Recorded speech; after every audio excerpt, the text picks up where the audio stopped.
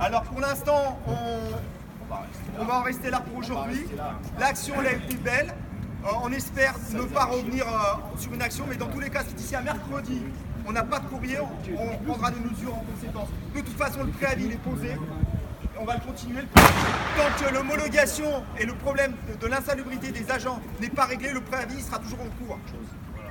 Dernière chose, vous rappelez ce que je vous ai expliqué à propos des groupes de travail, que l'administration voulait prendre les résultats de ces groupes de travail pour justement prouver à la CNRACL, d'un moyen ou d'une autre, comme quoi on n'était pas insalubre de 2010 à 2015. Ça a été une demande claire, nette et précise. Il est hors de question qu'on se mette autour d'une table pour parler avec l'employeur si c'est pour établir des règles. Maintenant, pour ce qui s'est passé avant. Et la deuxième chose, c'est ce que Franck vient de vous dire. Le directeur général, M. Nice, s'est engagé, parce qu'on lui a quand même mis la pression, et ça a été là-dessus, on n'a pas arrêté, ils ont essayé de détourner la conversation, sur le fait que notre collectivité n'a rien fait pendant 10 ans. L'employeur n'a rien fait pendant 10 ans, et que de prouver aujourd'hui que l'employeur ne lâche pas les égoutiers, et que pour une fois elle se tourne vers elle, d'aller se battre auprès de la CNRACL, comme Claude Prel et Irène Gazelle l'ont fait, ils nous ont récupéré 4 ans.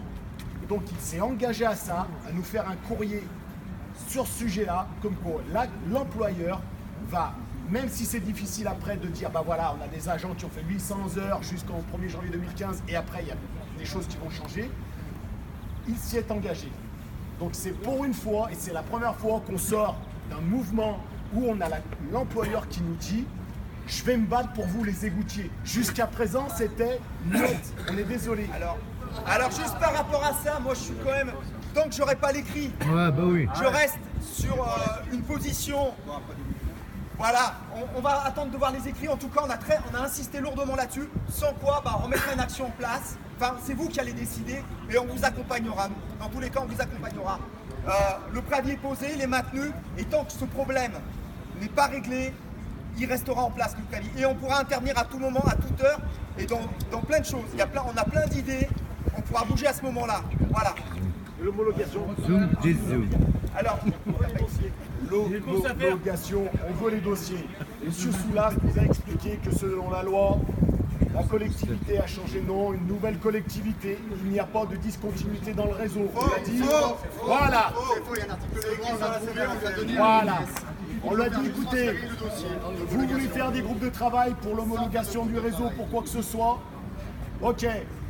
Commencez déjà à bosser sur les égoutiers, parce que ça fait 10 ans qu'ils attendent. Avant qu'un égoutier s'assoie autour d'une table, voilà, qu'on soit clair, avant qu'un égoutier s'assoie autour d'une table pour parler, de faire un groupe de travail pour leur homologation, c'est un travail qu'ils auraient dû faire et qu'ils n'ont pas fait. Ce n'est pas à nous de le faire. On a tous des CAP, des BEP ou quoi que ce soit, on ne prend pas 8, 10 000 euros par mois, on est les pieds dans la merde, ce n'est pas à faire, nous, le travail qu'ils n'ont pas fait. Donc comprenez bien, on leur a mis le nez dedans, pour une bonne fois, nous on a les pieds dedans et là on leur a mis le nez dedans. Rentrer les BE, tout ça, dans le... Ça fait partie du et là derrière, c'est le boulot qu'on va faire derrière. Mais dans tous les cas, on rentrera dans le détail des choses que quand on aura reçu le courrier. Il faut qu'on reçoive le courrier. Moi, à partir de là, on va le lire, en long, en large, en travers, on va essayer de le comprendre.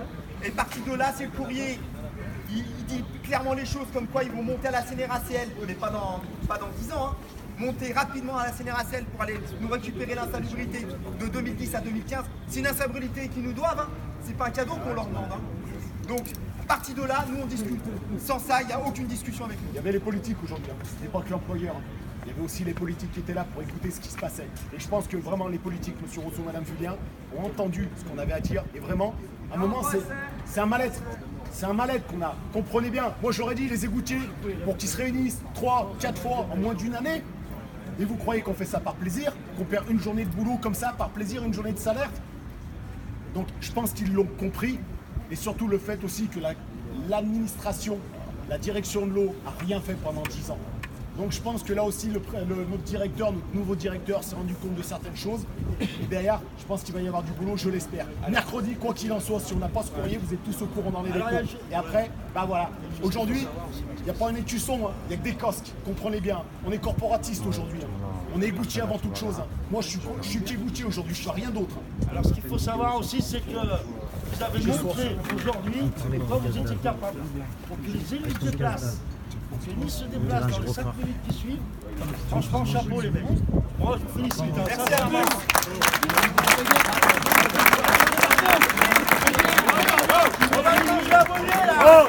CGT paye à bouffer. C'est pas ma carte. On passe par la Pardieu. Oh, par contre, le métro, c'est direct, on passera pas. Franck qui m'a mis. Non, arrête de banane.